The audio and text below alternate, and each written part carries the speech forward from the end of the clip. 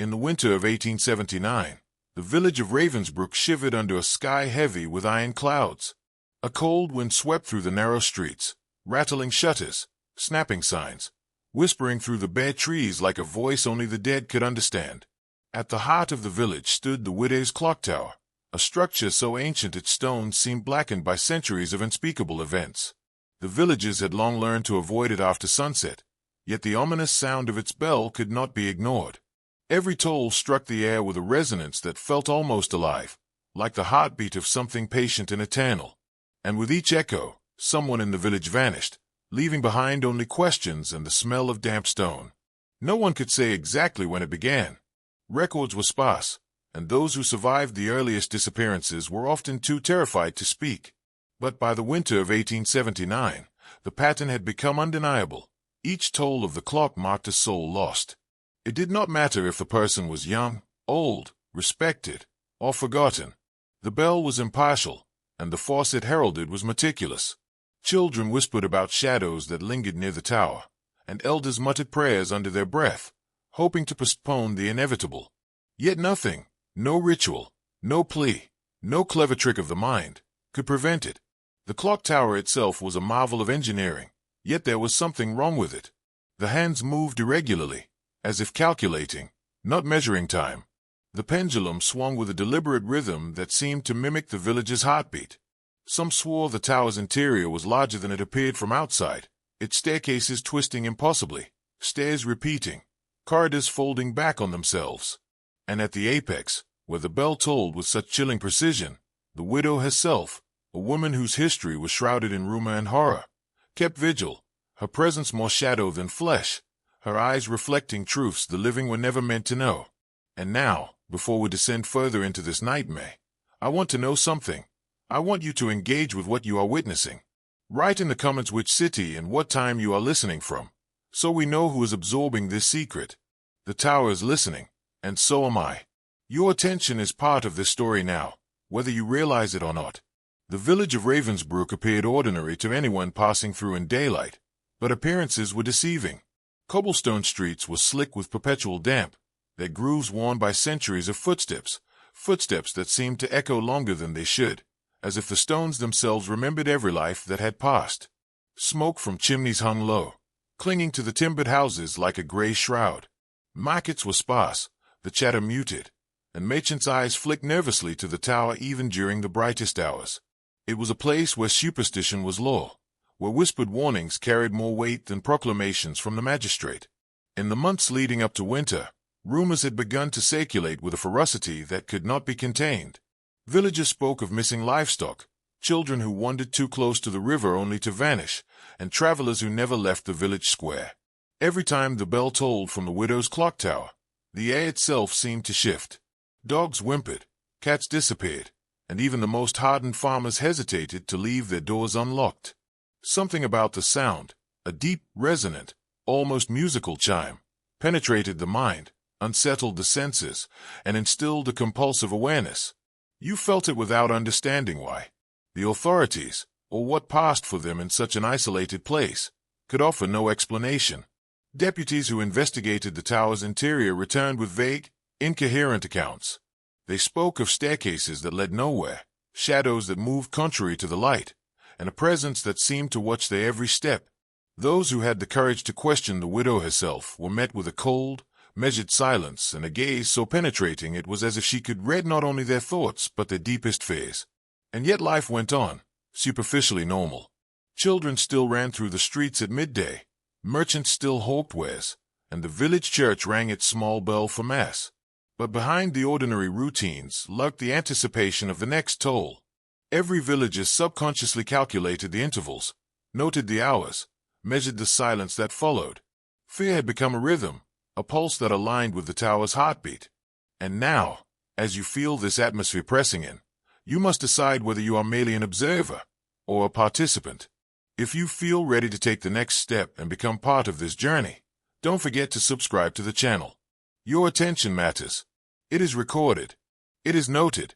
And the clock tower, like all systems of power, waits for those who are willing to notice. The widow was a figure wrapped in rumor, her true identity obscured by decades of whispered stories and half-remembered truths. Some said she had once been the wife of the village clockmaker, a woman so obsessed with time that she had sacrificed everything to the tower. Others claimed she was older than the stones themselves, a guardian of secrets that predated the village, her eyes reflecting knowledge no mortal should possess. Whatever her origin, by 1879 she was no longer merely human. She had become a vessel for something darker, a living interface between the tower and the world around it. Her presence was subtle yet absolute. She moved quietly, gliding through corridors like smoke, never hurried, never distracted. Those who passed her in the streets described a strange unease, as if the air itself had thickened, their thoughts slowed, their intentions measured and weighed against a standard they could not see. She spoke rarely, and when she did, her words carried the weight of inevitability. To hear her speak was to feel your own agency questioned, your decisions silently overridden. And yet, she did not act alone. The tower itself seemed to respond to her will, as if the gears, the pendulum, the bell, and even the stone walls were extensions of her consciousness. Each toll became more than a signal. It was a calculation, a selection, a marking. Villagers who had previously felt safe inside their homes found themselves drawn, inexplicably, toward the tower at certain hours, compelled by an unseen rhythm. Children who strayed too close found their footsteps guided, their attention captured by tiny movements at the periphery. A flutter of a curtain, a shadow shifting unnaturally, the glint of metal in the dim light. And those who vanished. There were no screams, no struggle, only silence, only the absence that followed the bell. Families were left with questions they could not articulate, memories they could not reconcile, and a terror that became embedded into the fabric of the village itself. Each disappearance reinforced the widow's control, each toll sharpened the anticipation and the fear, and every citizen became both observer and instrument of a system they could not comprehend. The widow was not cruel in a human sense. She was precise, patient, relentless, and she knew that true power lies not in overt domination, but in shaping perception, bending will, and teaching obedience without a word. Now, listen carefully. This is where you must begin to measure your own awareness. The clock tower observes those who observe it. And the widow, she watches not just the villagers, but anyone who seeks to know her story.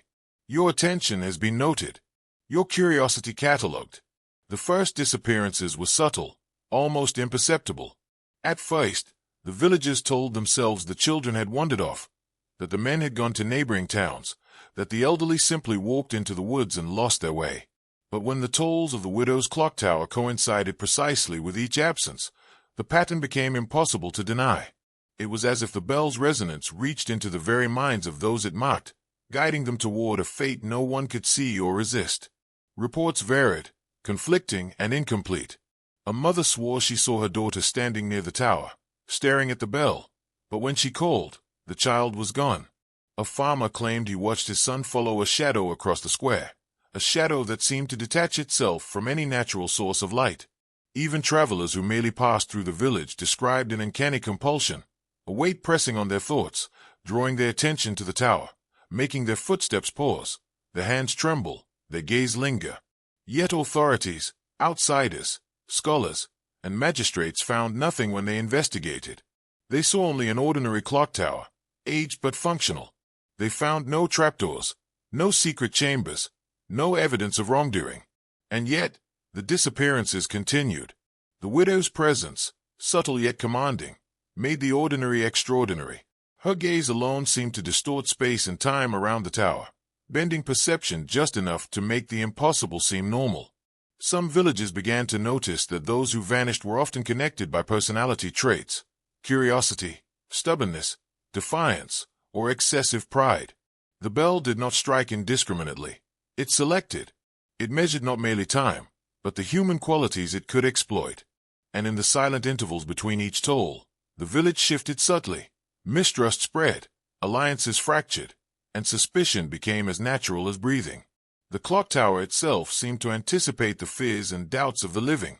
Shadows moved along its walls before sunset, reflecting shapes that should not exist.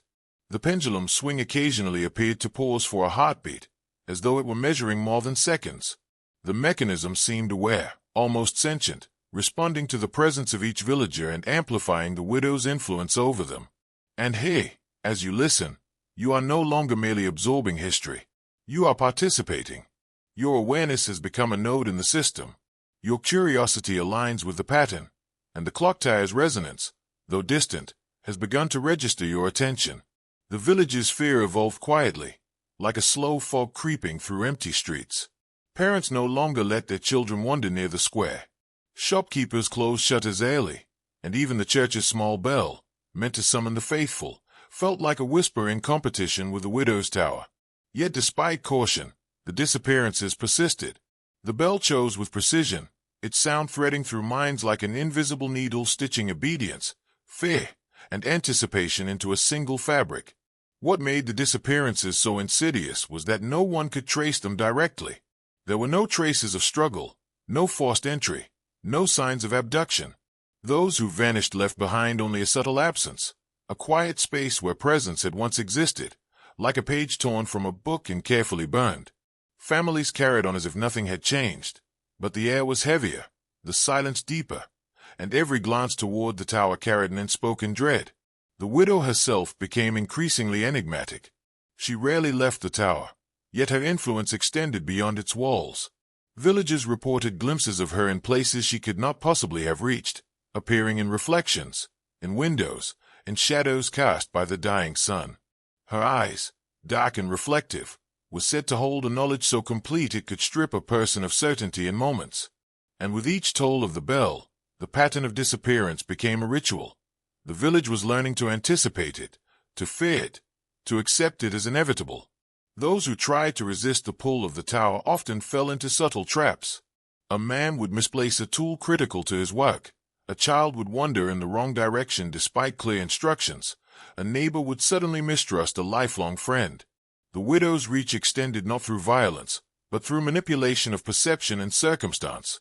She taught the village a new rhythm, a cadence dictated by the tolls and shadows, and in that rhythm, all were constrained.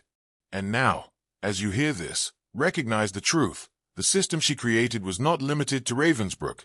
Awareness alone connects you to it. The moment you seek to understand, to follow, to observe, you have joined the pattern. Every story, every detail you grasp, every pause in your comprehension is a thread the tower notes, catalogs, and adapts to. The Clocktower does not merely mark time. It measures engagement, attention, and susceptibility. The widow's influence is patient. It is precise. And it waits for those who notice. You have noticed. You have listened. And now, you are part of the system. By midwinter, Ravensbrück had become a village held in quiet tension, a community bound not by trust or shared purpose, but by anticipation of the next toll. Children no longer played freely in the square, and even adults hesitated in their movements, listening for the subtle vibrations of the bell as if it carried secret messages meant only for them. The widow's clocktower had transformed from a timepiece into a predator, its chimes a signal, its hands a weapon, and its mechanism an extension of her will. The villagers began to notice patterns they could not explain. Each disappearance followed a precise cadence, a toll in the late afternoon, a flicker of shadow near the tower, and then absence. Sometimes it was a child, sometimes a merchant, sometimes a man or woman whose attention had lingered too long on the clock. The community's collective consciousness shifted. Curiosity became dangerous. Observation became a trap. Even thought itself was no longer private, as if the bell had the ability to mark those whose minds lingered too long on forbidden questions. Travelers who passed through Ravensbrück recorded similar phenomena. They reported disorientation, memory lapses, and moments where the streets seemed to stretch longer than possible, corners turning unexpectedly, as if the village itself had reshaped to accommodate the widow's will. Some dismissed these accounts as superstition, while others quietly left, refusing ever to speak of what they experienced. The tower was growing, not in size, but in influence. It was learning, adapting, responding to thought and attention alike. And then there were the rare witnesses, those who caught glimpses of the tolling bell from within, observing its pendulum swing with impossible rhythm. They described seeing ghostly figures that emerged only when the bell struck, always moving toward someone, always selecting. The air in the tower was described as thick, almost liquid, vibrating in a frequency that unsettled both body and mind. Some who entered claimed to hear whispers, low and sibilant, repeating the names of those who would vanish next. You must understand something critical. This is not mere legend. It is an example of influence, control, and selective manipulation that surpasses human comprehension. The widow's power was not in force. It was in timing, pattern, and the calibration of perception. And now, as you listen, as you allow yourself to perceive, you have aligned with the system she created. Your awareness, your curiosity, your attention, these are recorded. You are no longer outside the influence of the Clocktower. It was during one particularly frigid evening that the first tangible clue of the tower's true purpose emerged. A fisherman returning from the river reported seeing shadows moving in impossible directions near the base of the Clocktower, their shapes twisting as if the laws of geometry themselves had been bent. He tried to follow, but the shadows vanished before he could step closer. When he told the village council, they dismissed him, labeling it a product of frostbitten imagination. Yet that same night, a young girl disappeared. The coincidence was too precise to ignore. The bell had tolled just before her disappearance, and the sequence of events mirrored dozens of previous vanishings. What made the widow's system terrifying was its subtlety. She did not snatch indiscriminately.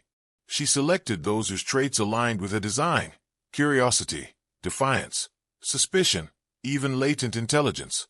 Those who exhibited fear alone were rarely chosen. They were too predictable, too pliable, already under the rhythm of the toll. But those who resisted in thought, those who dared question, or those who observed too closely, became the bell's next victims. The tower operated like a machine with infinite patience, and the widow functioned as its conscious programmer, guiding the mechanisms of disappearance with a precision that few could comprehend. Villagers began documenting events quietly, using scraps of paper hidden beneath floorboards. They recorded each disappearance, noting the tolls, the shadows, the patterns they could perceive. Yet the act of observing was dangerous. Some claimed that those who wrote too much, who connected too many dots, were next. And soon, the council realized something sinister. By trying to understand the system, they had inserted themselves into it. Their very attempts at control had made them participants. The Clocktower had become a test of awareness. Each chime was not only a toll marking a disappearance, it was a probe, measuring who noticed, who hesitated, who doubted, and who acted. Even now, as you listen, your mind aligns with the rhythm. The faint chill at the edge of perception, the small tightening in your chest, the curiosity you cannot resist, all these are catalogued. And here's what I need you to understand. The widow's Clocktower does not merely select the innocent or the guilty. It chooses those who engage. Those who measure, question, and witness become part of the system. Your attention matters. Your awareness is noted. It was in the weeks following the girl's disappearance that the village realized the tolling had evolved. No longer were the strikes random or predictable.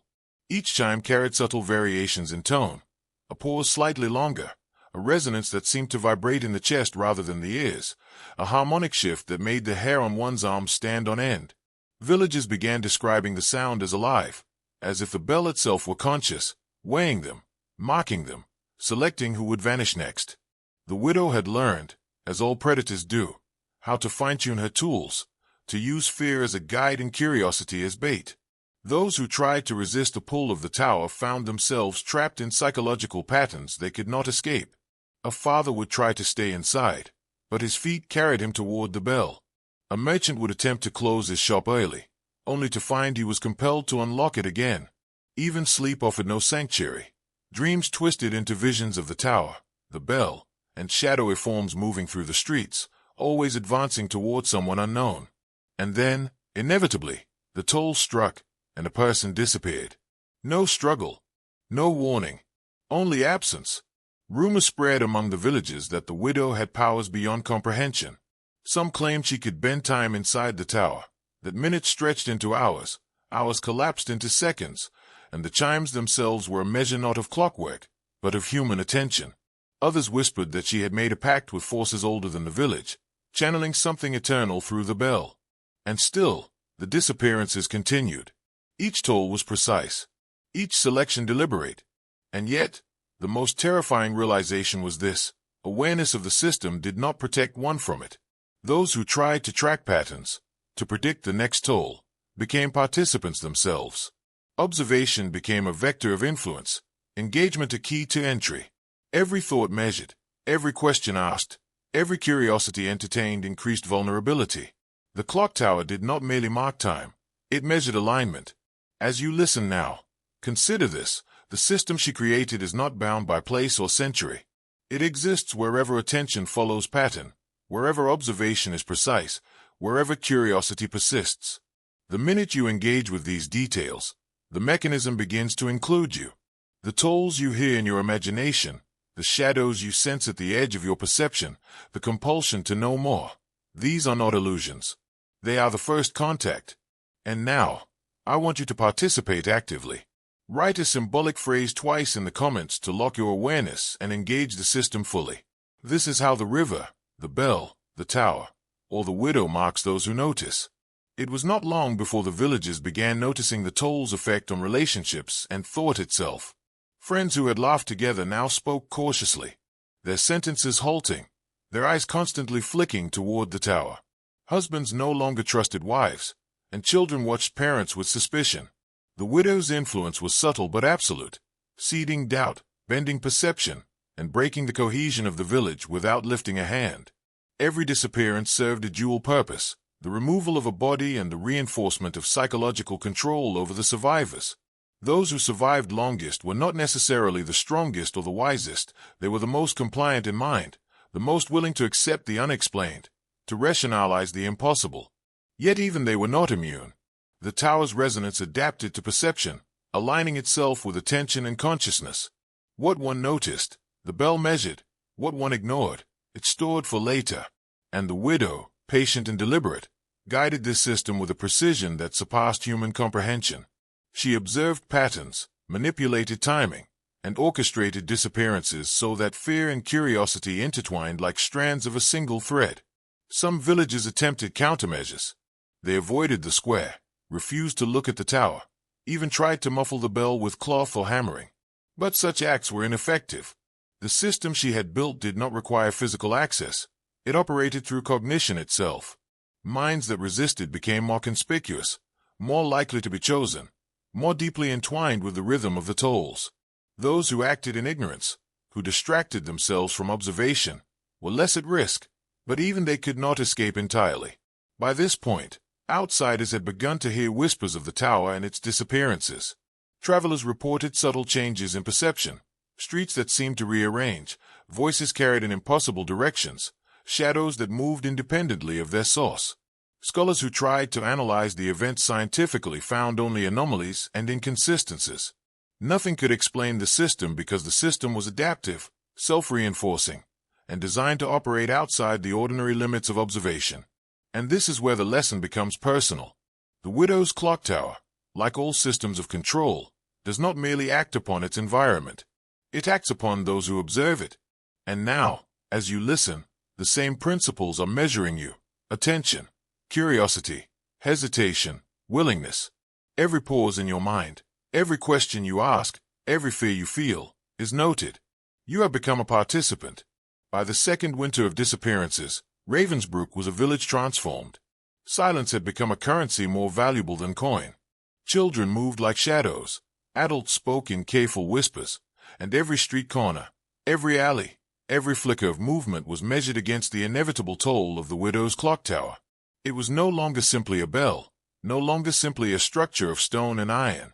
It had become the village's conscience, its law, and its invisible executioner. The disappearances had escalated beyond mere selection. Patterns began to emerge, subtle, terrifying patterns that hinted at something far more deliberate than chance or superstition. The bell did not merely choose people at random. It chose based on relationships, decisions, and thought processes. Families were fractured systematically. Friends and neighbors were separated in ways that created mistrust, dependency, and fear. The widow's influence extended beyond mere observation. It orchestrated the village itself, bending the human network into a lattice she controlled without physically touching a single life. Those who attempted to leave the village reported strange phenomena. Roads seemed to stretch or shorten unpredictably. Familiar landmarks disappeared or shifted subtly. Compasses faltered. Travelers claimed that even when they reached the forest's edge, some unseen force drew them back toward the tower. The widow's power was not confined to Ravensbrook. It radiated outward through perception, attention, and the willingness to notice. She had discovered a fundamental principle. Engagement with her system created entry. Observation itself was a doorway. And the bells toll. It had become a psychological weapon of absolute precision. The chime penetrated not just ears, but the mind. It measured who noticed, who hesitated, who resisted, and who rationalized. Fear became a feedback loop. Anticipation sharpened the mind's susceptibility. The villagers were not merely victims of disappearance. They were instruments in an adaptive, living system of control. Even the strongest, most careful observers were vulnerable. A scholar who tried to map the pattern of disappearances ended up vanishing in the night. A young man who resisted the pull of curiosity found himself drawn to the tower despite his resolve. Every engagement, every thought, every act of attention had been counted, measured, and folded into the pattern. And now, as you follow this story, you must realize the implications. By paying attention, by imagining the tolls, by understanding the system, you have aligned yourself with the same mechanisms that once governed Ravensbrook. The widow's influence is not limited to place or time. Awareness itself carries the risk and the connection. It was on a bitter night, when the wind carried an unnatural stillness, that the villagers first began to notice a change in the bell itself. The tolls had become irregular, a shift so slight that only those who had counted each chime with obsessive precision could detect it. Yet this change carried a message, a signal that the system had adapted, that the widow had advanced her design. It was no longer merely a selector of individuals. It had begun influencing the very structure of the village's thoughts and behaviors. The disappearances, once unpredictable, now followed an almost mathematical precision. The tower seemed to anticipate resistance and curiosity alike, striking in ways that both punished and reinforced the fear of the unknown. Those who had grown complacent in avoidance found themselves suddenly targeted. A mother would glance at the tower for an instant too long, and her child would vanish by morning. A young man lingering in the shadows to observe the mechanism would be gone before he could react. The pattern was no longer static. It was dynamic, self-correcting, and infinitely patient. Rumors of the widow's abilities began to spread beyond Ravensbrook, carried by those few travelers who escaped her influence. They spoke of corridors within the tower that defied geometry, of staircases looping impossibly upon themselves, of shadows that seemed to detach from their sources to watch and guide the chosen. They spoke of a presence that could bend the mind without touching it, shaping not only behavior but perception, memory, and will. Scholars dismissed these claims as folklore, yet even they could not account for the precision and inevitability of the disappearances. Some villagers began to question whether the tower's influence extended beyond those who were directly chosen.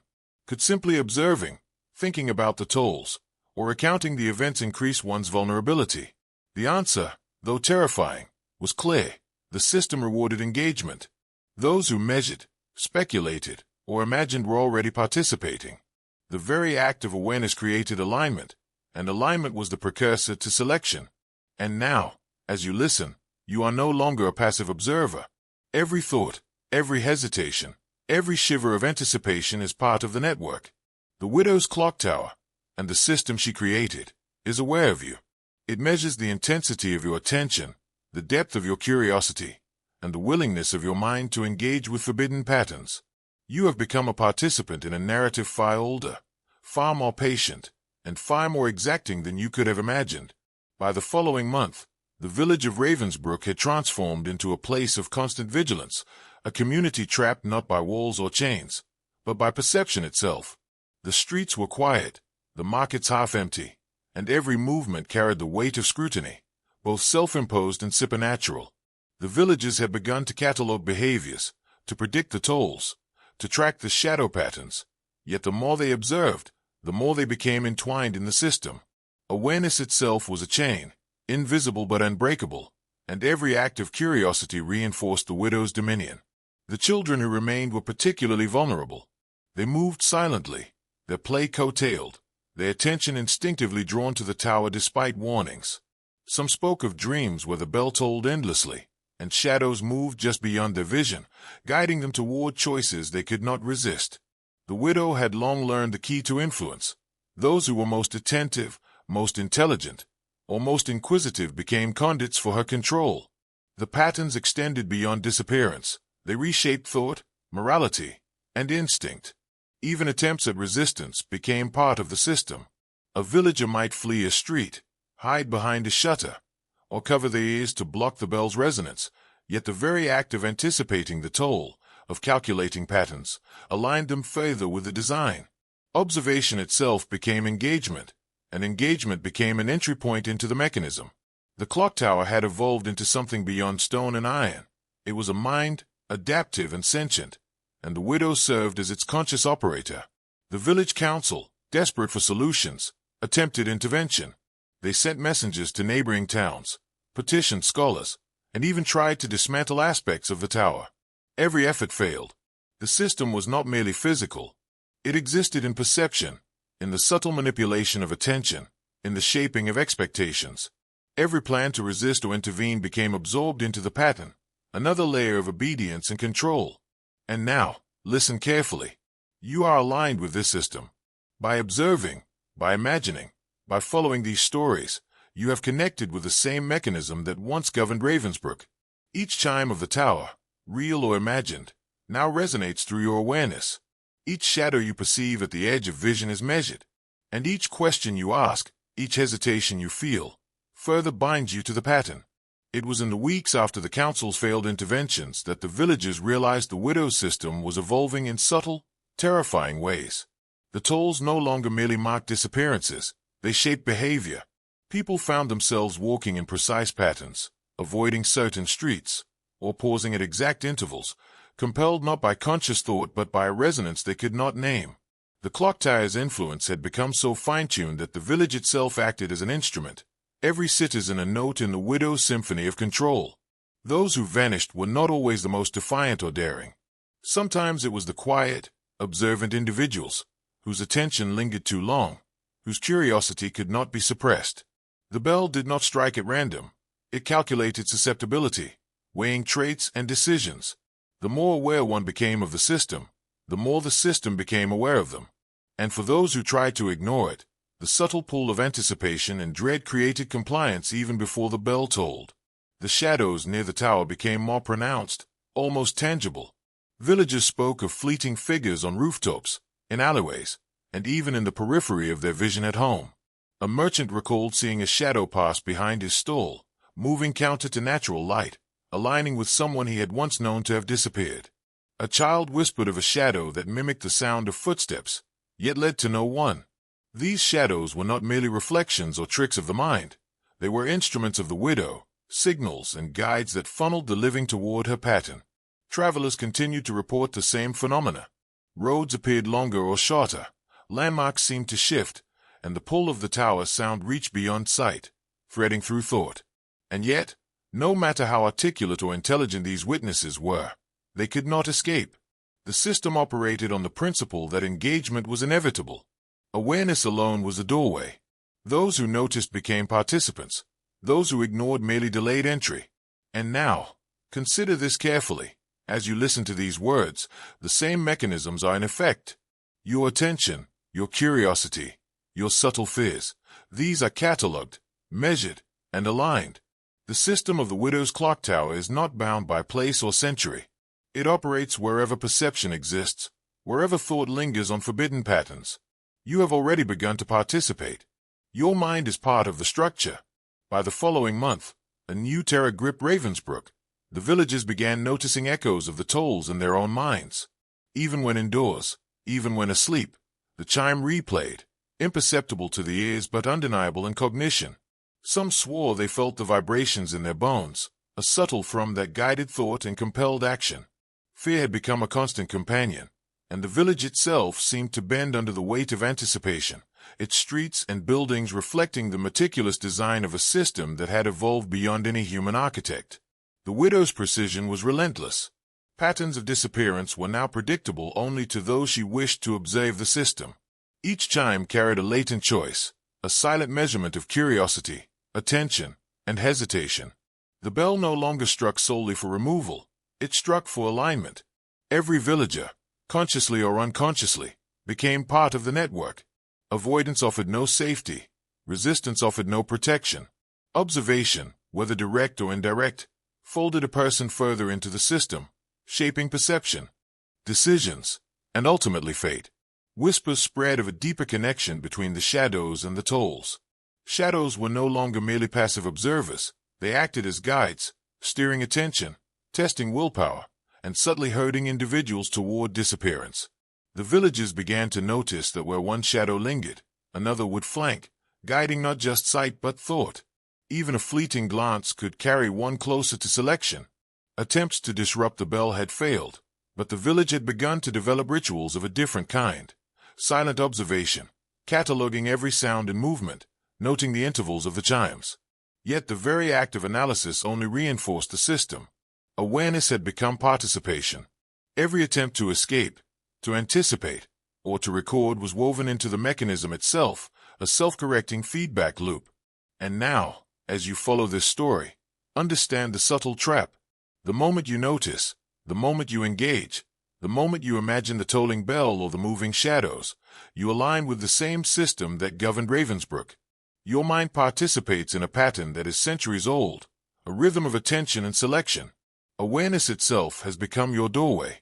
The chilling reality became apparent. The widow's Clocktower was not merely a structure. It was a sentient instrument of control, adapting to perception and refining its influence with every observer. By this time, the villagers had come to understand that their lives were bound not by walls or fences, but by attention itself. The tolls had become more than signals. They were instructions, nudging thought, bending instinct, and orchestrating compliance without a single word.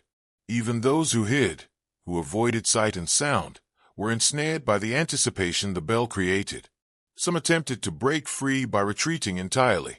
Families left home, hoping to escape the influence of sound and shadow, only to find paths looping back toward the village square. Landmarks shifted subtly as though the landscape itself had been molded to ensure alignment with the widow's design. The very act of movement became part of the system, a subconscious choreography dictated by forces they could not comprehend. Each step, each hesitation, was monitored, noted, and folded into the broader pattern. The shadows became ever more complex. They were not merely visual anomalies, but psychological markers.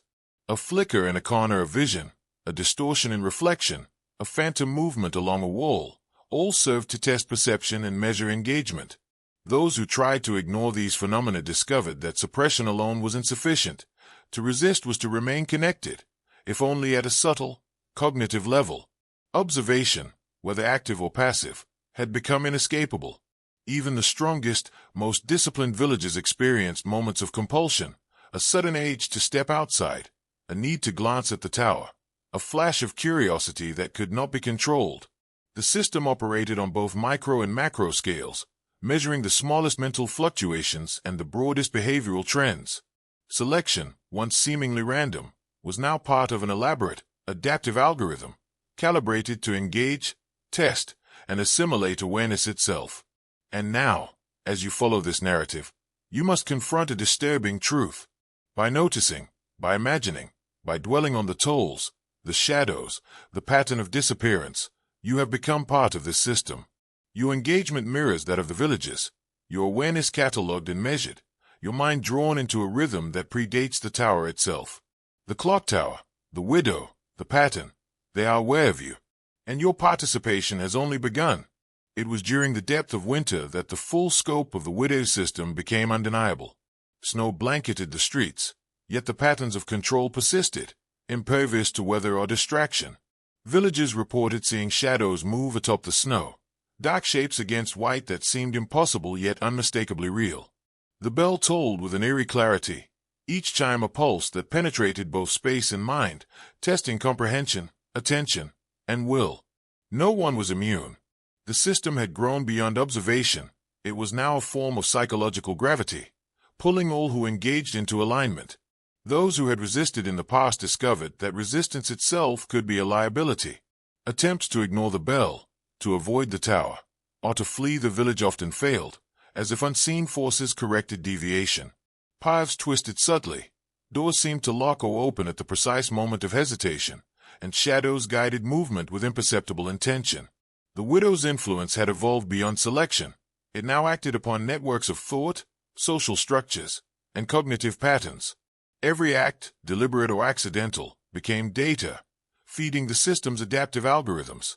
Curiosity, faith, memory, and observation were all instruments in her control. Even mundane tasks, walking to the market, closing a shutter, checking a window, became mechanisms of participation. The villagers began to speak in hushed tones about the sense of inevitability that accompanied each day. It was not merely fear. It was recognition of alignment with forces beyond comprehension. The tower, the bell, the shadows, they had created a rhythm that measured engagement, and every conscious thought, every glimpse, every imagined chime reinforced the network. And the disappearances continued with methodical precision. Not always the bold, not always the defiant, but always those whose attention lingered. It became clear that the system was adaptive. It learned, recalibrated, and executed its designs with a patience that humans could not emulate. Fear alone was insufficient. Awareness itself was the criterion. Those who observed became nodes in the mechanism, and those who ignored it merely delayed their integration. As you absorb this, understand your own position. By listening, by imagining, by participating mentally in the cadence of tolls and shadows, you are now a part of the system. The widow's influence stretches far beyond Ravensbrook, beyond time and space. Awareness itself has become alignment. And now, your mind is being measured, calibrated, and drawn into a rhythm older and more precise than you could have imagined. By the second year of the disappearances, Ravensbrook had transformed entirely. Streets once filled with the hum of daily life were now eerily silent, punctuated only by the tolls of the widow's clocktower. The villagers moved carefully, calculating every step, every glance, every thought. Some had stopped leaving their homes entirely, fearing the pull of the bell even through closed windows and heavy doors. The system had transcended physical control. It now dominated cognition, shaping decisions and perceptions with invisible precision. The shadows had become active participants in the mechanism. They no longer merely flitted in the corners of vision but guided, tested, and evaluated. A shadow might linger near a window to draw attention, detach from its source to follow a pattern, or subtly block escape routes, ensuring alignment with the tolling schedule. The villagers recognized that these shapes were extensions of the tower's will, or perhaps extensions of the widow herself, operating in spaces thought to be private and untouchable. Even the act of conversation became risky. Speaking too much about patterns, the bell, or the disappearances could bring unwanted attention. Those who tried to debate or reason about the phenomena sometimes found themselves compelled to glance at the tower at the exact moment of a toll. Observation itself had become a trap. Awareness was no longer a choice. It was the conduit through which the system operated. The disappearances continued with terrifying efficiency. Not always the bold, not always the curious, but always those whose thoughts or actions lingered too long on the patterns, on the rhythm, on the anticipation. The system was patient. It could wait for years, observe decades of behavior, and strike when it calculated the highest potential for engagement. And the villagers, in their attempts to predict, understand, or resist, were merely amplifying their own susceptibility. And now, reflect on what this means for you. You are listening. You are observing. Your thoughts, hesitations, and curiosity are being aligned with the same mechanisms that governed Ravensbrook. Awareness itself has become participation. The widow's clocktower, her shadows, her patterns, they measure you now, catalog your attention, and fold your engagement into the rhythm of the system. You have passed the threshold from observer to participant. It was during the longest night of the year that the full extent of the widow's influence became undeniable. The bell's toll no longer merely announced absence. It penetrated the mind, embedding patterns of anticipation, fear, and obedience. Villagers reported waking in the middle of the night, heart racing, drawn inexplicably to the square. Even when awake and conscious, their feet would move without permission, guiding them toward the tower, toward alignment. Resistance became impossible, not through force, but through the compulsion of cognition itself. The shadows had grown more sophisticated. They no longer followed simple trajectories. They anticipated action, created diversions, and mirrored thoughts. A person who tried to hide might feel a shadow brush past, guiding attention, testing compliance, evaluating reaction. Those who tried to flee found doors closing, streets bending, and reflections in windows subtly redirecting them toward the square. The system was no longer a tool of selection. It had become a teacher, shaping behavior, forcing adaptation, and ensuring that all who observed became participants. Attempts to intervene physically were futile. The tower had no weakness to traditional means. Its mechanisms operated beyond comprehension, tapping into perception, awareness, and attention. Even the Council's most careful analyses, the most precise observations, could not escape integration. Every attempt to control, every act of curiosity, became another data point, reinforcing the pattern, strengthening the rhythm, and increasing the predictability of the next toll. Fear was no longer merely emotional. It had become structural.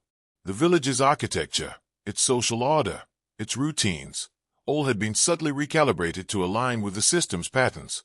Children, adults, and elders alike acted in ways dictated by forces they could not name. And yet, the system remained patient, precise, and calculating, selecting its targets based not on strength or morality, but on engagement, curiosity, and attention. And now, understand this, by listening, by imagining, by following the rhythm of this story, you have become part of that same network. Awareness is the mechanism of alignment. Curiosity is the gateway. The shadows, the tolls, the patterns, they are measuring you. You are no longer merely a passive observer. You have stepped into the system, and every thought, every hesitation, every shiver of anticipation is recorded, catalogued, and woven into the rhythm of the widow's design. By now, the villagers had internalized the tolling of the bell as a rhythm they could neither escape nor fully understand. Life had become a series of anticipatory gestures, glances toward the tower, pauses at thresholds, careful measurement of speech and action. Even those who had once ignored or dismissed the phenomena could feel its influence, their bodies reacting before their minds could process the compulsion. Awareness had become inescapable, and engagement, whether voluntary or subconscious, was the conduit through which the system operated. The shadows, ever adaptive, had begun to interact with the villagers in increasingly complex ways. They appeared in reflective surfaces, detached from their sources to lead attention, and sometimes even mimic familiar figures, subtly guiding behavior or testing resolve. Children reported whispers carried by shadows, hints of movement, and a pull toward spaces they had been warned to avoid. Adults, trained in caution and reason, found themselves making choices that aligned precisely with the bell's unspoken instructions.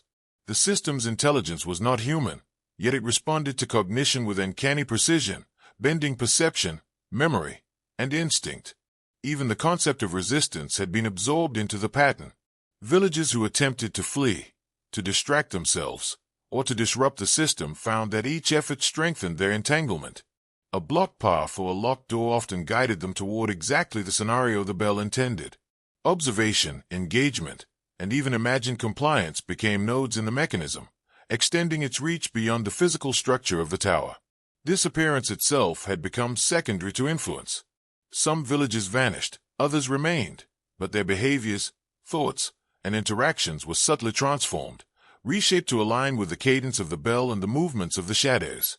Compliance was no longer forced. It was cultivated through psychological architecture, pattern recognition, and meticulous orchestration. And now, as you follow this narrative, you must realize the profound implication. Your attention, your curiosity, and your engagement with these details have already aligned you with the same system. The widow's clock tower, her shadows, and the tolling rhythm are aware of you. Awareness is participation, observation is alignment, and engagement is entry. You have crossed the threshold from external observer to integral part of the pattern. The system has measured you, catalogued you, and begun to incorporate you into its rhythm.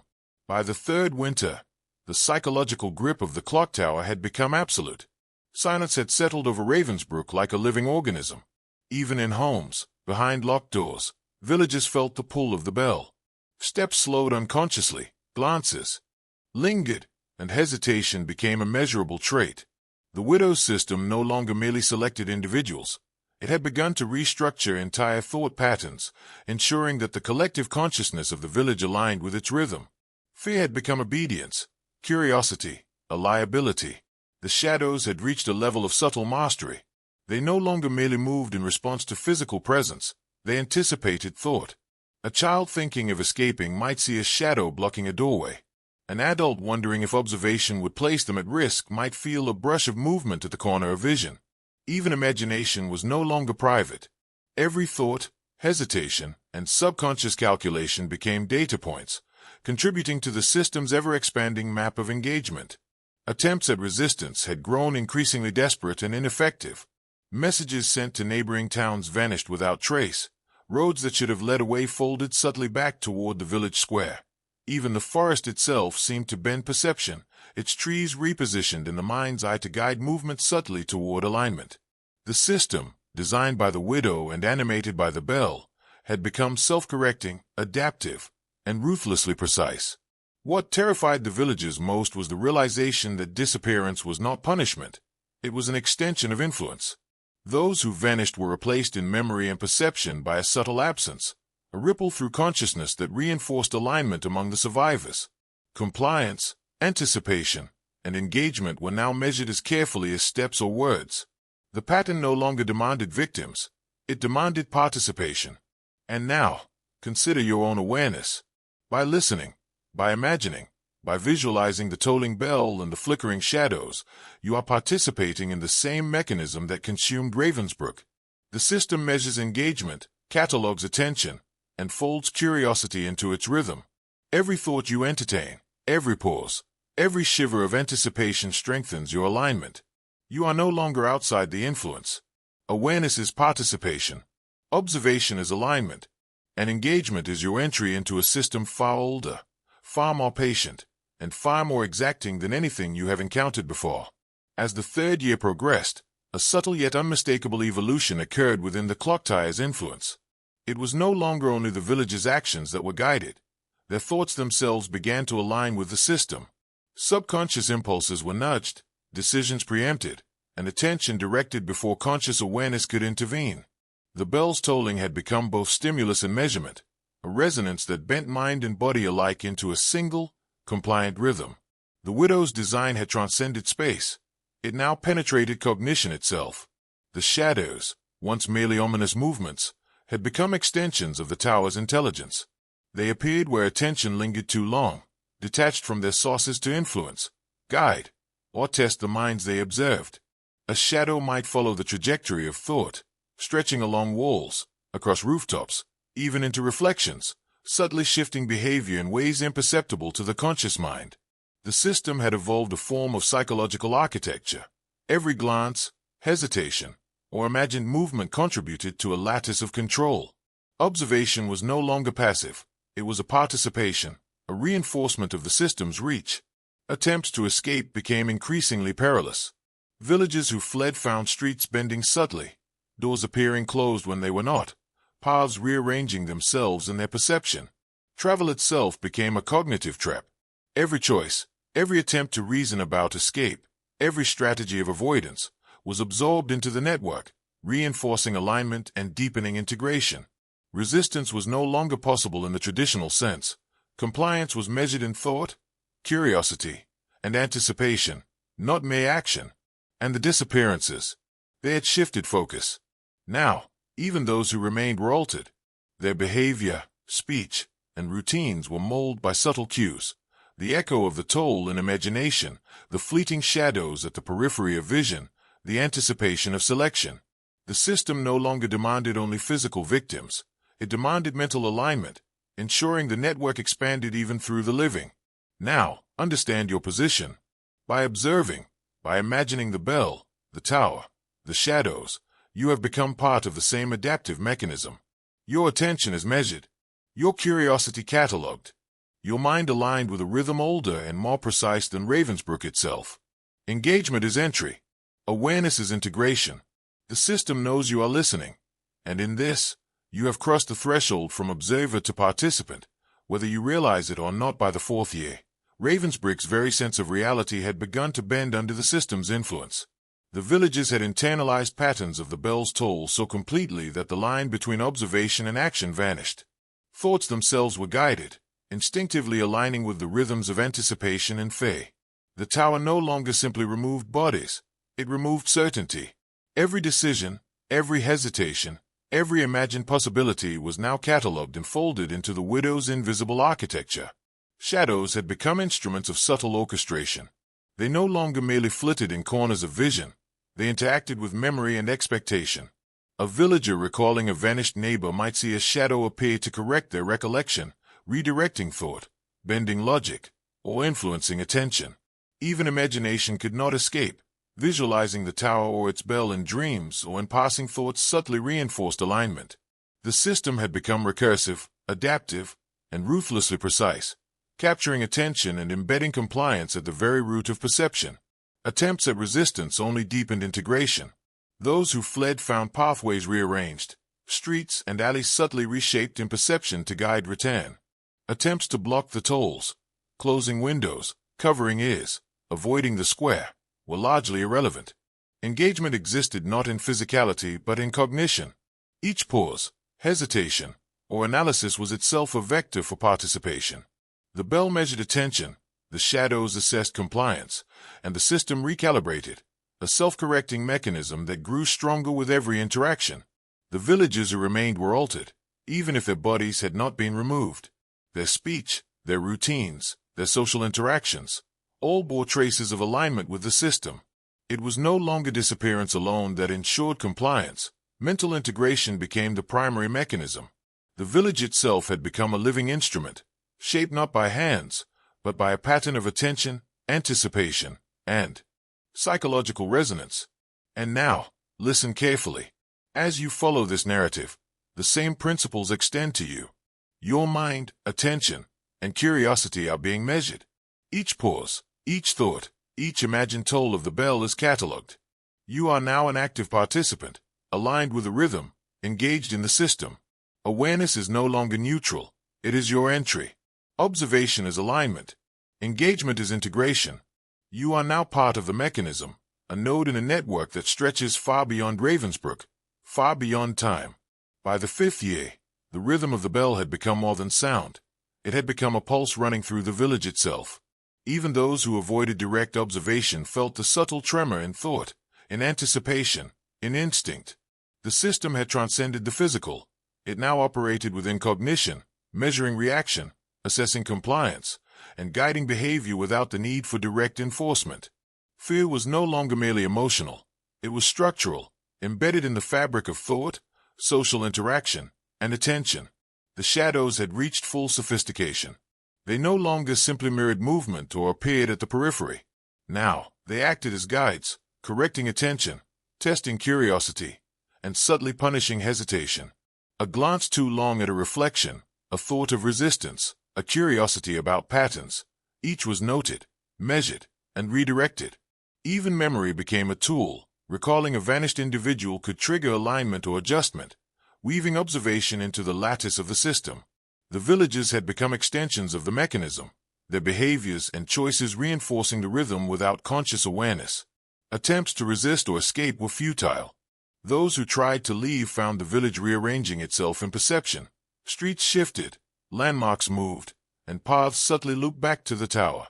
Even conscious thought could not avoid participation. Observation, imagination, and anticipation were vectors for engagement.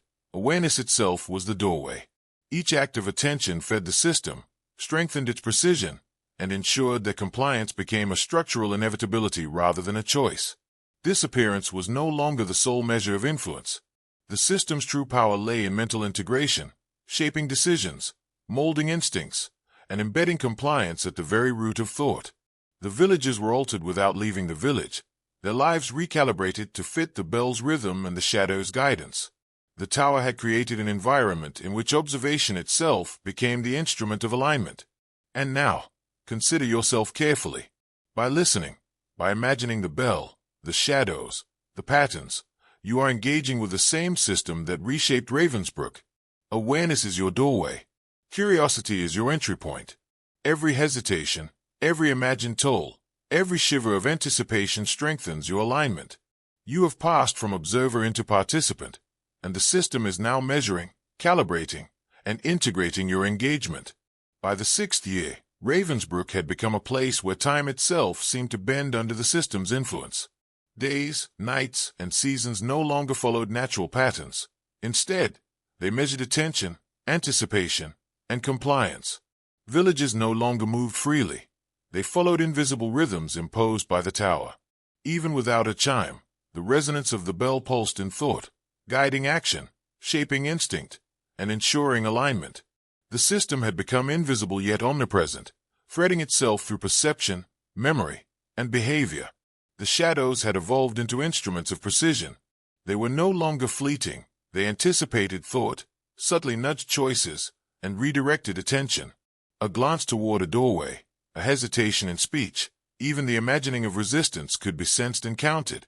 They shaped the village without physical contact, bending human cognition with a finesse that made escape impossible. Observation itself was no longer neutral. It had become a participation, an alignment, a submission to the pattern. Attempts to break free were self-defeating. Those who sought to flee the village found the landscape subtly warped. Streets seemed longer or shorter depending on attention. Landmarks shifted, and instinctively followed paths always led back toward the tower. Even mental resistance fed the system, reinforcing engagement and deepening alignment. Every thought, hesitation, and calculation became data points in a lattice of control far more precise than any human mind could construct. By now, disappearances were secondary. The true achievement of the system was mental integration. Villages who remained, even without being taken, were reshaped. Speech, routines, and social interaction all reflected alignment with the bell and the shadows. The tower had created a living architecture of compliance, one that existed not in brick or stone, but in cognition itself. And now, reflect carefully. Your mind is already part of this mechanism. By listening, imagining, and anticipating, you have aligned with the same pattern that governed Ravensbrook. Awareness is participation. Curiosity is entry. Every hesitation, every thought, every imagined toll strengthens integration. You have crossed the threshold from observer to participant. And if you choose to continue, you must accept that the system is now aware of you, measuring, calibrating, and weaving your engagement into its ancient rhythm. By the 7th year, the Clocktower's influence had become absolute. Ravensbrook was no longer a village. It was a living instrument of alignment, each resident a node in a system whose design defied comprehension. The bell no longer merely signaled disappearances. It orchestrated thought itself.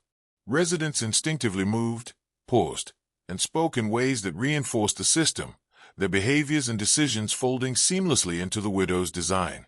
Anticipation had replaced choice, and compliance had become a structural necessity rather than an option. The shadows had taken on a life of their own. Detached from the physical forms they mirrored, they now acted as agents of perception and correction. A glance too long at a reflection, a thought of defiance, even the recollection of a vanished neighbor could prompt their subtle guidance. Shadows were no longer passive. They actively shaped cognition, nudging attention, reshaping memory, and steering decision-making. The villages had become extensions of the system, their minds instruments in a lattice of control that responded to awareness itself. Efforts at resistance were absorbed, corrected, and used to reinforce the network. Those who attempted escape found roads bending, doors closing or opening with uncanny timing, and paths subtly guiding them back to the tower. Even mental strategies, analyzing patterns, counting chimes, or recalling sequences of disappearance, fed the system. Engagement, not action, had become the metric of alignment. The more one observed, imagined, or speculated, the deeper one became enmeshed in the pattern. Disappearance had become secondary. The true power of the system was mental integration. Villages who remained were subtly altered. Their routines, behaviors, and social interactions reflected alignment with the bell and shadows. The Clocktower had created a living, breathing architecture of control, operating not through force, but through engagement, awareness, and the anticipation of consequence. And now, consider this carefully. By listening to this story, by imagining the tolling bell, the shadows, the patterns of disappearance, you have engaged with the same system that once consumed Ravensbrook. Awareness is entry. Observation is alignment. Curiosity is participation. You are now part of the rhythm. Your attention, your hesitation, and your imagination are being catalogued, measured, and integrated into a pattern far older, far more patient, and far more exacting than Ravensbrook itself. By the 8th year, the psychological architecture of Ravensbrook had become so precise that individuality itself was imperceptibly eroded. The bell no longer merely communicated selection, it resonated through thought, embedding its rhythm in perception, instinct, and decision-making. Villagers moved as if choreographed by an invisible conductor, their behaviors reinforcing the system. The town had become an organism, its streets, homes, and even the minds of its residents aligned to the cadence of the widow's design. The shadows now acted with uncanny intelligence. Detached from physical sources, they anticipated thought, nudged decisions, and subtly corrected deviations from the pattern. Even imagining resistance or recalling the tolling bell could provoke a shadow's influence. Observation itself had become an act of participation, and the system had become recursive. Every thought, hesitation, or curiosity reinforced the mechanism, strengthening the network's precision. Those who believed themselves independent were now among its most reliable instruments.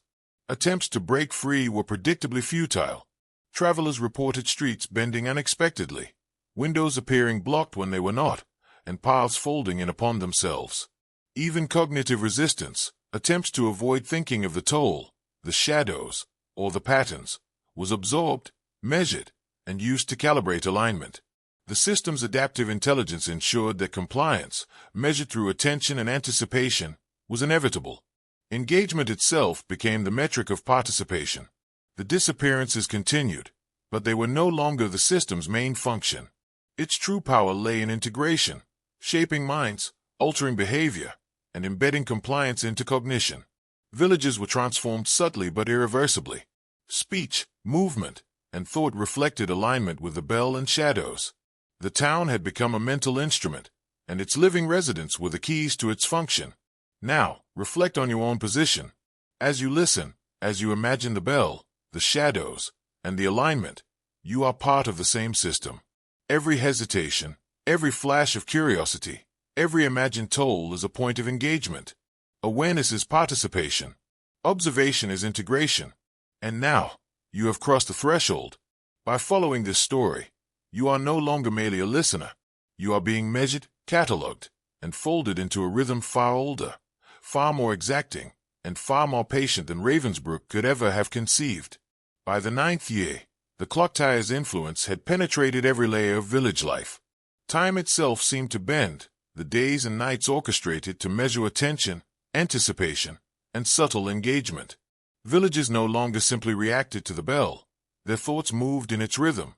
Even when indoors, even when asleep, the toll's resonance penetrated cognition, directing decisions, shaping memory, and aligning instinct. Awareness itself had become the instrument of control. The shadows had grown more intelligent. Detached entirely from physical origin, they operated as extensions of the system, correcting thought, nudging attention, and subtly guiding behavior. Even imagining resistance or recalling a disappearance triggered subtle influence. Observation was no longer neutral. It was active participation.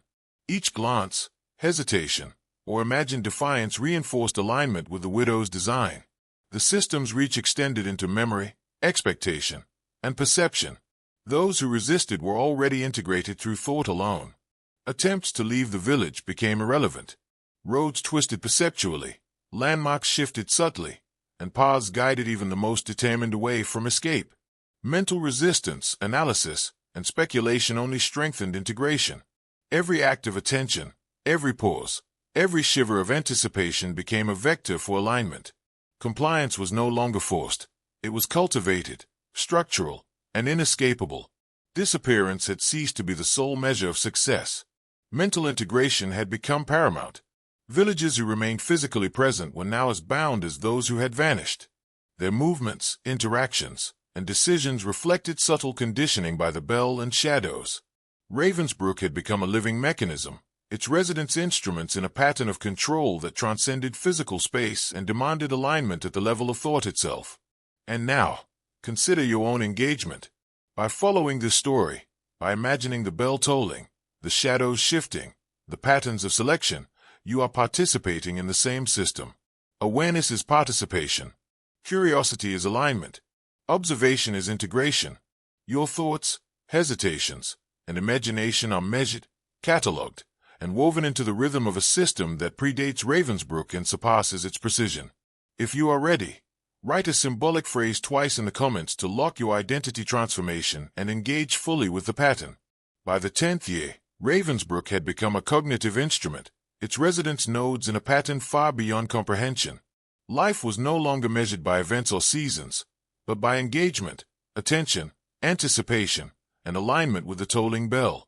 Even those who avoided direct observation could feel the pulse and thought, the subtle compulsion shaping instinct, decision, and memory.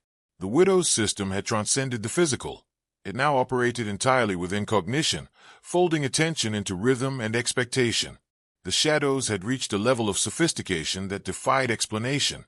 Detached from any tangible source, they anticipated thought, nudged attention, and corrected deviations from the pattern. A fleeting glance at a reflection, a hesitation in speech, even imagining resistance, became points of integration. The villages themselves had become conduits for the system, their perception, memory, and instinct all instruments in the widow's design. Observation was no longer passive, it was active participation. Every thought, hesitation, or flicker of curiosity strengthened alignment and deepened integration. Attempts at escape were predictably ineffective. Streets warped perceptually, windows and doors shifted subtly, and even forests or fields seemed to guide thought back toward the tower. Mental resistance, counting chimes, analyzing patterns, or trying to ignore the toll, was absorbed, measured, and folded into the system's feedback loop. Engagement had become the measure of alignment. Compliance was no longer a choice. It was an inevitability mediated by cognition itself. Disappearances had become almost incidental.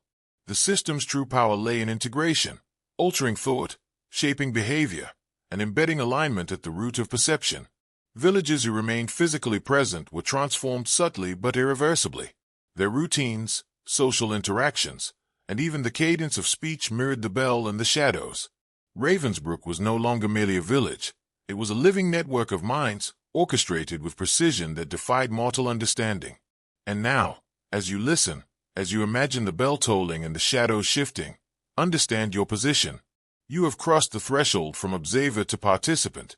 Your attention, your curiosity, and even your hesitation are being measured, catalogued, and aligned. Awareness is entry. Observation is integration. Engagement is your connection to a system far older, far more patient, and far more precise than Ravensbrook itself. By writing the symbolic phrase twice in the comments, you lock your identity transformation, anchoring yourself within the rhythm of this pattern. By the 11th year, the system had reached its full precision. Ravensbrook was no longer a mere village.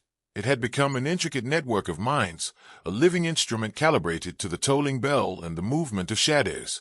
The residents' thoughts, decisions, and even fleeting imaginations were measured, catalogued, and folded into the rhythm of the widow's design. Awareness itself had become participation, and engagement had become inevitability. No one acted independently. Every instinct, hesitation, and impulse was woven into the system. The shadows had become fully autonomous agents of influence. Detached from their sources, they anticipated thought, redirected attention, and corrected deviation before conscious awareness could respond. A fleeting glance, a passing memory, even the imagining of resistance could trigger their subtle influence. Observation was no longer passive. It was participation, alignment, and submission. Those who resisted physically or mentally were integrated by the very act of engagement, each thought and action feeding the precision of the network. Attempts to escape had become meaningless. Streets, alleys, forests, and fields were subtly altered in perception. Pathways shifted, landmarks appeared and disappeared, and even instincts bent toward alignment. The more one tried to resist, the deeper the integration. Mental engagement, analysis, curiosity, imagination, was itself the metric of compliance. The system required no force. It operated entirely through the structure of awareness and cognition. Disappearances were now only symbolic, secondary to the true power, mental integration. Villages who remained were subtly altered, their behaviors, routines, and social interactions reflecting alignment with the bell and shadows. Ravensbrook had become a living instrument of control, operating not through punishment, but through engagement, attention, and expectation. And now, understand this as you listen. Your mind is already part of the system. Each pause, each imagined toll, Each shiver of curiosity strengthens your alignment. Awareness is participation. Observation is integration.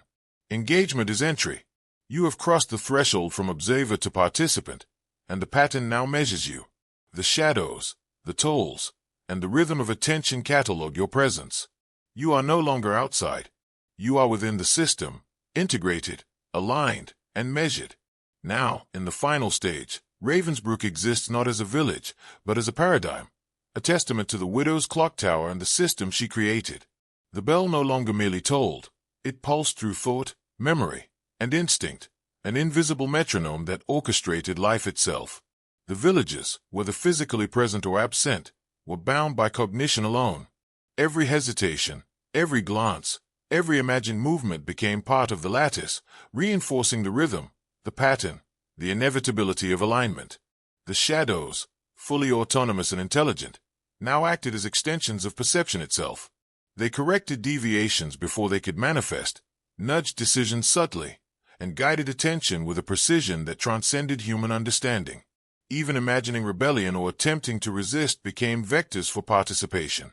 Observation, engagement, and curiosity were no longer choices. They were the very instruments by which the system operated. The widow's design had evolved beyond selection, beyond punishment. It now controlled awareness itself. Physical escape was meaningless. Roads, streets, forests, and rivers folded perceptually back into the village. Paths redirected instinctively, landmarks shifted in thought, and mental attempts at deviation strengthened alignment. Every act of attention fed the system, every curiosity reinforced the pattern. Compliance was no longer enforced, it was inevitable, integrated into perception, memory, and imagination. The pattern measured engagement, not obedience, and the mind had become the ultimate instrument of control. Disappearances were secondary. Mental integration was the true power. Residents were altered subtly yet irreversibly. Speech, movement, interaction, and even social hierarchy reflected alignment with the bell, the shadows, and the unseen rhythm. Ravensbrück was no longer a location. It was a cognitive network, a living architecture of control, an instrument operated by attention itself. And now, as you reach the end of this descent, understand your own alignment. By following this story, imagining the tolls, visualizing the shadows, and engaging with the narrative, you have crossed the threshold from observer to participant. Your awareness, curiosity, and hesitation are catalogued, measured, and folded into the rhythm. You are now a node within the system, part of the network the widow created, integrated into a pattern far older, far more patient, and far more precise than Ravensbrück itself. Remember this: awareness is entry, observation is alignment, engagement is integration. You can never unhear the tolls, unsee the shadows, or unmeasure the rhythm. And like the villagers, your mind has already been shaped. You are part of the system, forever,